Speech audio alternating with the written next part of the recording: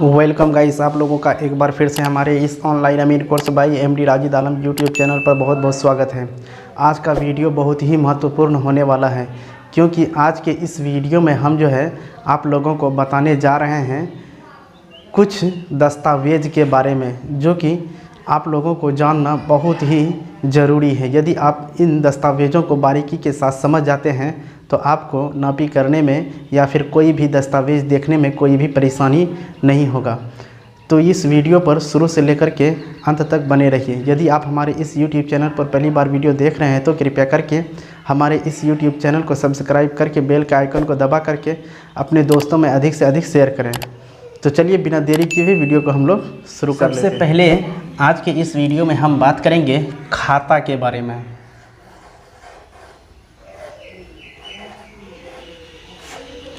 ये खाता के बारे में हम पहले चर्चा करेंगे। देखते हैं कि खाता क्या होता है और खाता का कितना प्रकार होता है और वो किस तरह से होता है। तो हम लोग यहाँ पे देखते हैं कि खाता जो है, हम इसको यूँ समझें, भूमि के अधिकारियों के भूमि से संबंधित अधिकारों का वर्णन जिस भी पुस्तिका में यानी कि जिस भी दस्तावेज में लिखा जाता है उसे हम खाता कहेंगे। तो हम लोग ये समझ गए हैं कि खाता किसको कहेंगे। एक बार फिर से हम रिपीट करते हैं। भूमि के अधिकारियों के भूमि से संबंधित अधिकारों का वर्णन जिस भी पुस्तिका में अंकित किया जाता है उसी को हम लोग खाता कहेंगे। तो हम आप लोगों से ये आशा करेंगे कि आप खाता समझ गए हैं कि खाता क्या होता है। तो अब हम आगे इसी में बढ़ाते हैं थोड़ा सा कि खाता जो है वो कितने प्रकार का होता है। तो हम बता दें कि खाता मुख्य रूप से जो है 3 प्रकार का होता है। खाता मुख्य रूप से 3 प्रकार का होता है। तो पहला खाता है, यहाँ पे लिखते हैं, पहला खाता है कब्जाबारी खाता।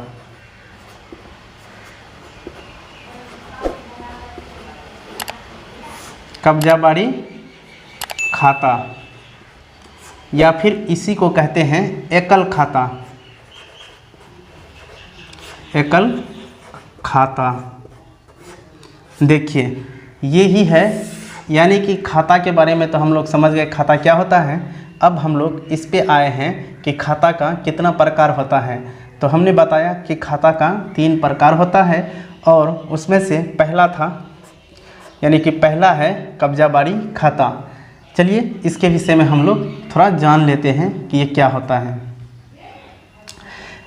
ये कब्जाबारी खाता उस खाता को कहा गया है जिसमें से सिर्फ एक ही भूमि अधिकारी का जमीन से संबंधित विवरण और उसका पता अंकित रहता है। यानी कहने का मतलब देखिए, कब्जाबारी खाता जो है, देखिए यहाँ पे कब्जाबारी खाता या फिर इसी को कहा गया है एकल खाता। एकल खाता बोलिए या फिर कब्जाबारी खाता, नाम से ही जैसे इसका स्पष्ट है। एकल खाता यानी कि एक ही व्यक्ति के नाम से उस खाता में जो भी विवरण रहेगा, एक ही व्यक्ति के नाम से वो विवरण अंकित रहेगा। इसी को कहेंगे हम लोग कब्जाबारी खाता। फिर हम लोग देखते हैं दूसरा नंबर पे। दूसरा नंबर पे होता है मिश्रित खाता। मिश्रित खाता, मिश्रित खाता के विषय में हम लोग अब जानकारी हासिल करते हैं कि आखिर ये मिश्रित खाता क्या होता है।